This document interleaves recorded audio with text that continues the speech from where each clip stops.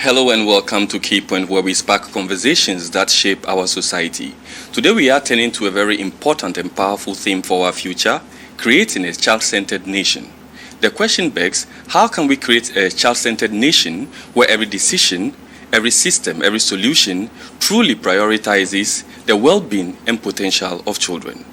To help me explore this very conversation, I have two very remarkable leaders in the child development and innovation space. I have Ms. Rhoda Azu Sosupe, who is the Senior Manager of Business Support at Compassion Togo and a member of the National Leadership Team. And also joining us is Mr. Jonathan Prosser, who is Compassion UK Director for Innovation Lab, focused on scalable, sustainable solutions to address child poverty, and a Pax Hacks founder. He is equally an executive leader and social entrepreneur. Thank you for honoring this invitation. Thank you for having us. I hope the weather has been good in Togo with you guys. Absolutely, it's nice and warm. Okay, so this is my first time actually hearing about child-centered nation. So definitely my viewers and I would want to know exactly what child-centered nation is. If you could tell us about that. Sure. Well, thank you for having us. Child-centered nation is both a challenge to ambassadors, prime ministers and presidents to ask them, is your country truly centered on children? Do you consider the whole child in policy formulation, or is the child divided in policy formation across education, health, sport, leisure, etc.? Or do you bring the whole child together in how you consider it? And are all decisions and policy decisions made from the lens of the child? But it sounds a considerable challenge, but it's also an invitation to partner. Okay. So through our work together at Compassion, we have been meeting with ministers here in Togo today, and we've been presenting the two sides to this. Yes, it's a challenge, but also, if you would like to partner, then we come with open hands. This is a heart of service to say, perhaps we can help you in the delivery of your vision for your country. Okay. Now, before I go to Ms. Rhoda, or if you have something to add. Yes, I'd like to just add something for the sake of, putting it simple for some people to understand. When we talk about a nation, a child-centered nation, it's a nation that puts the interests of children, the best interest of children, at the heart of everything that is done. Mm-hmm. The decisions that are made, the policies that are implemented, every project that is being done, every law that is enacted, taking into consideration the needs of the kids, their best interests, so that for them to ensure that these kids grow to become fulfilled adults that are ready to contribute to the growth of the nation. So that is, for me, a child-centered nation. Okay, thank you for that wonderful submission. Definitely someone would say there are a lot of organizations or institutions that work with children, so it is enough. But looking at the explanation you've given and Mr. Prosser also has given, I'm beginning to understand that it's not just about making a decision for the child. It is involving the child in that decision process. So how were you able to come up with the concept of child-centered nation? I think often it's hard to explain the origin of an idea, the spark that leads to something like this many months later. But I think it was actually my frustration. Okay. It was actually, dare I say, some anger, seeing the lack of a child's perspective in policy design, seeing the lack of real consideration for children and youth in policy decisions made by the older generations, without consideration for the very country these children will inherit. Exactly. And so from that spark of frustration or even anger, I contacted people all over the world, experts in different fields, child development, public policy, sustainability, peace, and many other areas. And as somebody who is involved in social innovation, I'm very used to people saying no to me. Because our discipline, our practice is to consider a different vision from what there is today, and then go about trying to create it. So you have to become thick-skinned. I'm used to being ignored and told no, But with child-centered nation, every single person said yes. Okay. And then getting it from the concept to the published article for the Royal Society of Arts, that was a hard process because most of these experts submitted several thousand words. It's a lengthy work. We had a dissertation and we had to get it down to an article. Okay. I mean, I like the fact, well, let me first congratulate you for, not just sleeping on that dream, to be able to put it out there so others can also make their input or join that journey. And we hope that the child that we are focusing on today will become fulfilled, as Ms. Rhoda said. So turning back to you now, you work with Compassion Togo. Yes. And then could you tell us what your ministry is about? All right, Compassion International Togo has been present in Togo for over 17 years. We've been here since 2008. And from 2008 till today, there have been a whole lot of work done. Okay. And yes, let me seize this opportunity to thank the government and all the people, all our partners that really put in the work to enable us to come this far. So Compassion Togo has about over 90,000 children that we serve today. Over 90,000 children from Lomé to Senkase. That's about all the 5 regions in Togo. And today we have programs, mapped out to really ensure that children develop holistically, okay, spiritually, physically, emotionally, even in the aspect of, when we talk about cognitive, everything that has to do with their development, we see to it. And we work in partnership with churches that better know the needs of the children in the community. Exactly. So they identify the children that are more vulnerable. We get them in the program, and we have programs or activities catered specifically to their needs. So that's what Compassion International Togo does briefly. Okay, so just to come up on a follow-up, someone will ask what is the connection or the vision between what Compassion does and the child-centered nation? What is the connection between them? Compassion International is, first of all, I should put it, is a Christian international organization that is child-centered. Okay. It's something that we always say everywhere we go. Our programs, our activities, everything that we do is for the best interests of children. Okay. And our mission is this: delivering or releasing children from poverty in the name of Jesus. Okay. Releasing children from poverty in the name of Jesus. So even in our mission, the statement of our mission, we have children. So it's normal for us to really get interested when we hear concepts or themes like child-centered nation.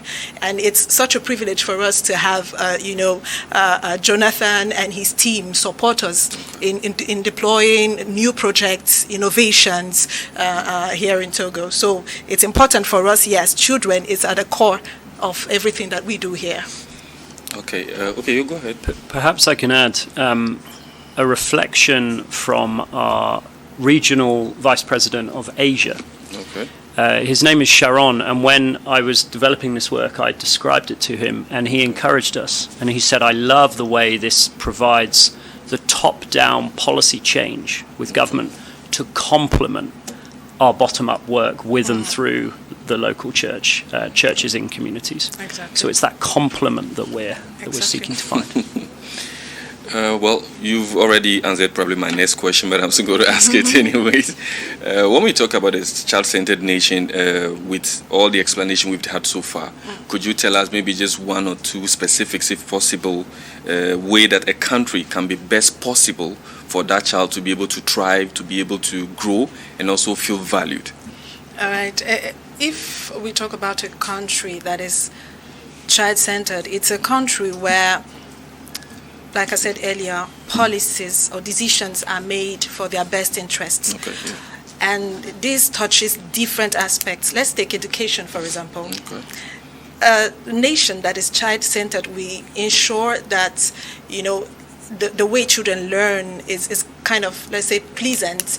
They include play, in the way children are educated. And when I was preparing for this, I tried to reflect back on how it felt when I was in school.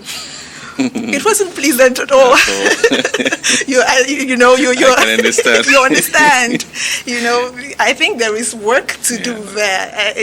A nation that is child-centered will see to it that even in school, children, are happy to learn, are having fun while learning. It really enables them to have open minds. It really enables them to, better develop their minds. That's just the aspect of education. And the aspect of finance, budgeting, for example, a nation that is child-centered will include children's needs in their budget. Yeah. Okay, it won't be maybe along the year we remember, it's the African Child Day. What can we do? No, it's from the onset. While preparing the budget, while budgeting, having in mind that, yes, we need to do this, but children must be at the center, the heart of what we're doing. Okay. Let me just stop here. I don't know if Jonathan would like to add something. I think there's some foundational points which might complement what you've shared. Of the various experts we spoke to, of course, safety. Mm-hmm. Safety is a key one. When we consider 1.7 million children in forced commercial sexual exploitation, for example. 13.1 million children in forced labour. So there are some basics, if we can call them that, which are not happening for children today. And then if we consider, education and the things that build on that, to complement what you said, if we think about the growth in artificial intelligence, what I've seen is many policymakers who point, I've seen this in my own country of the United Kingdom, point education towards the STEM subjects. Okay, yeah. But I personally think that it is through ensuring that play is not designed out of education, which is proven, if play is kept in as the spark of human creativity. We are dealing with children, so yeah, for their enjoyment, for their understanding, but also for their long-term creativity. Because if artificial intelligence is going to take care of a lot of the more administrative tasks, well, if they're going to have enjoyable, fulfilling lives, that work is a part of that. I personally think that creativity is got to be key in that. Okay, so you said early on we cannot attribute the concept of where it originated from, because sometimes things come about and then you get to talk with people and all that. Someone will be asking the question, what are some of the core themes on which the child-centered nation is based? Could you elaborate on that for us? Sure. There's 10 key themes, so I will be quick, but I will need to refer to my notes because there's 10. There's a lot. I'm writing as well. Number one is listening to children. Okay. Dr. Imelda Coyne did a national consultation in Ireland with 3 to 5-year-old children to inform national policy, as an example of that one in practice. We looked at protecting the legal right to play. Liz Abengo, who's here with us and currently doing some training with youth to equip youth in social innovation. Liz contributed on that, and it brings together the importance of play with the legal framework. Also, sparking and developing creativity through education, but holistically through the family, through parenting styles, ensuring safety. I won't elaborate, I've touched on that one. Also considering children as peacemakers. Okay. So in our work at paxhacks.org, we seek to equip young people as peace shapers, as those who can go about actively contributing to their communities, societies, becoming more peaceful, not just the absence of war or conflict, but more peaceful societies. We can then see hope and skills for climate adaptation, designing with children instead of for them and dictating to them. We see the role of language. We were talking about this earlier today, and Dr. Pamela McKenzie contributed here on the importance of mother tongue languages being correctly learned within structure, because that creates the best possible foundation for the learning of further languages, so that a child can have local depth and all the culture and history that's beautifully wound up in language, ahead with the reach nationally and beyond of another language. And then briefly, the public good of good parenting. Okay.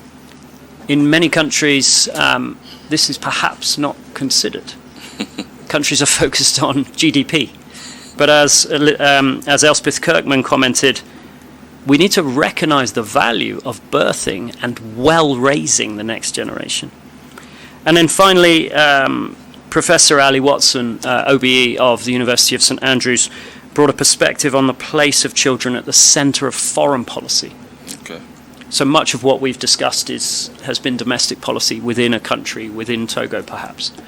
But what about the role in international relations and multilateral relations?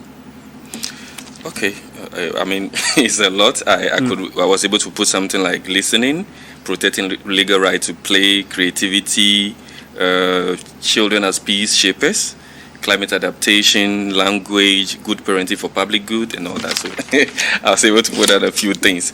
One question, or one thing that resonates for me with this particular idea is that, like I said, I'm glad you didn't sleep on the idea, because I think there's a lot of things that when we grow, we begin to say, oh, we wish our parents did this for us when we were small, allowed us maybe to express our views, to play in a way, to be able to say this and that.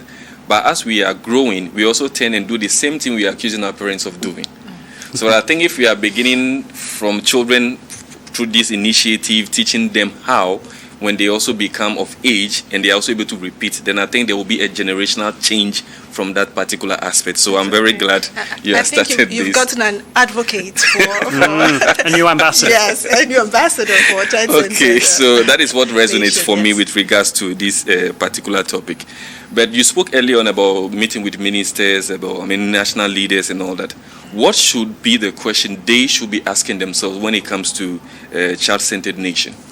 All right, there are so many questions, but the one that is most important for me is the government and everyone, all the leaders, should sit and ask themselves, what is our shared national vision for children in this country? Okay. For me, that is the main question. Let it not be about what one ministry can do. Yeah. Let it not be about one minister's portfolio, but what is the shared vision of the nation for children? That is the first one. And, when you talk about, child education, good health care and everything, it all tallies down to funds. What part of our budgets are being allocated to child, focused services and programs? Okay? That is the second question. Another question is, our policies or our laws, do they cater to the real needs of the children in the country? I think Togo has done a really good job by ratifying some conventions, internationally and, locally. All right, I know there's Child's Code ratified in 2007, if my memory serves me right. Yeah. All the conventions, ILO convention and all that, it's quite good. But at some point, we need to sit and ask ourselves one question. What are the changes that we have observed so far? We need to do some monitoring and evaluation. All these laws that have been ratified, how have they really brought changes in the lives of children in this nation? I have other questions, but let me stop here. I don't know if Jonathan want to add something. Surely. I don't know if I need to. I think the main question I asked ministers this morning, we met with the Minister for Sport and Leisure. Yes. We met with the Minister for Social Affairs. Social Affairs, yes. And I asked them, what do you really dream to see for your country?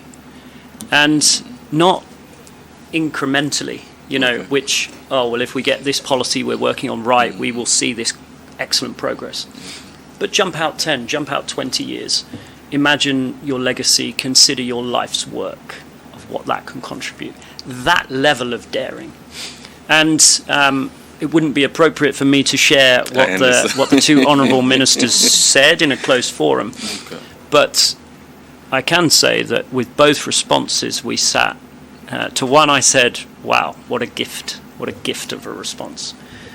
It was incredible. Okay, definitely. You spoke earlier on about involving children in policies, and then we know those policies could be domestic and foreign. So what are some of the... First off, I want you to elaborate a little bit on us in terms of what you mean by involving children when it comes to domestic and foreign policy, and also the long-term vision of such initiative. Okay. So we may divide our cabinet, and maybe I take foreign policy and you take domestic. I don't know if that works. The notion of putting children at the centre of a country's domestic policy is not necessarily that radical. Okay. There may be different degrees that countries have child-centred praxis, as our academic friends would call it. And we can see some incredible examples, like in Ireland with a national consultation. Some of the Scandinavian countries are leaders in this. And there are differing degrees. But if we consider it in foreign policy, as we're considering our diplomacy, as we're considering matters of trade, of development, of bilateral relations, of relations within supranational organizations, be that ECOWAS, the African Union, the European Union, the Pacific Island Forum, etc. How are children being placed in the forefront of that? And I think this is what Professor Ali Watson was getting at. She shared with me some examples from history of the complete opposite, where one country is trying to dominate another. And actually, in that, there are examples of forced assimilation, seeking to influence and change the official language in education to force assimilation and enable control. So instead, putting children at the very centre, but not for such terrible reasons, but for true friendship.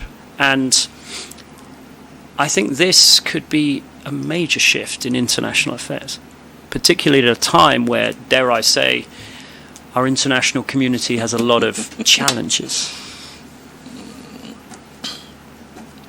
I would agree with you in line that if we are putting children in terms of policies, whether domestic or foreign, it could also serve sometimes as a deterrent to certain form of, should I say, attack on certain nations, in the sense where maybe even between Ghana and Togo, if you go to the borderline, there are certain dialects that are being spoken or certain languages. But maybe during some years ago, probably I wasn't born, there could be that essence of trying to persuade people to change probably their language or to change their culture and all that. But if we are focusing on the children as in today, for them to become something tomorrow, if you're able to desist from such actions, I believe we are creating the proper mindset, first of all, in them, allowing them to understand their history and their present culture, so that tomorrow they may not be easily influenced by other people that may cause maybe other issues in the future. But let me come to you for your submission also on if you have anything to say on foreign and domestic policy. I think he has said Summarize it all. No, yes, he has really summarized it well. Okay, so we've spoken at length on this particular child-centered nation. Definitely our viewers would want to capture one or two things from all the conversation, maybe a summary, an advocacy or a conclusion. What is that thing that you want them to grab the moment they hear the phrase or the sentence child-centered nation? All right. For me, if at all there is something they should keep in mind, a child-centered nation is that nation where children grow to become fulfilled adults. Adults that are well equipped to ensure that the nation grows to. We have the habit of saying that children are the future. Yeah. But for me, I think children are the present. We need to take, into consideration their needs today, not in the future. For the future. Yeah. Okay? If there is something I'd like to tell maybe caregivers, parents, it will be to encourage them to create an environment where children are safe. It's very important. A child that grows the way he should is normally a child that has a safe environment around him. I read it somewhere, and I believe it's so true. The first nation for a child is his family. Exactly. When talk about a nation, a child, his first nation is his home, his family, the people surrounding him. Yeah. So to the uncles, to the aunties, to mothers, fathers surrounding children, nurture them, give them the right education, all that they need to, in order for them to thrive and grow the normal way. Now to the leaders and governments, a whole lot have been done up till now. But I think Togo will gain a lot if it really puts children at the center of everything that is done. Togo's population is about 40% comprised of young people, children. I think when I saw the statistics online, it was about 40% children that are below the age of 15. Yes. That tells you that the population is young. Sure. There is a whole lot we can do today in order to ensure that Togo becomes a great nation, a greater nation tomorrow. Okay. May the Lord bless you and strengthen you in all you do. Thank you very much. Thank you very much. Mr. Jonathan Prosa, what is your submission on child-centered nation? I think for Togo, the opportunity to be at the forefront of a new movement, which we hope gathers pace, grows, and becomes internationally impactful and transformational for children beyond what any of us can imagine. Togo could be at the forefront. Togo is one of the newer members of the Commonwealth of Nations. Yes. Togo could bring this to that forum of 56 countries. That's across regions. A network that in its own words stands for democracy, prosperity and peace, and has youth and society as one of its 5 pillars of work. To me, that is an opportunity which I would humbly encourage the Minister for Foreign Affairs to consider. And then secondly, if anything we have discussed resonates, the ask is be a child-centered champion. I'm pretty sure we've signed Jerry up already with some of his reflections. I believe we have. But this is not just for, the President and the leading ministers, and it's not just for the ambassadors in different parts of the world representing Togo's interests. It's for the mums and the dads, and it's for some of the older siblings who are old enough to grasp and seize this opportunity. They can write, they can share, they can organise, and it is only that the moment that this decentralises and is a movement of people focused on this wonderful shift in outcomes for children, that is the moment that we're seeking, which is when it is long past our efforts. I mean, we need to sow the seeds today. As she said, the children are the present. I think I have to change my mindset in line with what she said. So you've heard what our very remarkable guests have said today. Building a child-centered nation is not just a dream. It is a responsibility for all of us to be able to take on. So if you have any last words again before we wrap up? I think I've said it all, nothing more to add. Thank you very much for honoring this invitation. I've had Mrs. Rhoda Azu Sosukwe, who is the Senior Manager of Business Support at Compassion Togo, and also the Director of Innovation Lab at Compassion UK, and founder of Paxax, Mr. Jonathan Prosa. There is one thing I want to tell our viewers before I go. You should remember that at the heart of every thriving society, a child is the one who is seen, who is heard, protected, and empowered. On this note, I've come to the close of the Key Point episode for this week. You can watch us every Tuesdays and Thursdays at 10:30 a.m. and 5:30 p.m. Catch a repeat same time on Sundays. And also follow us on YouTube, the New World TV playlist on the episode of Key Point. See you next week. It's a bye.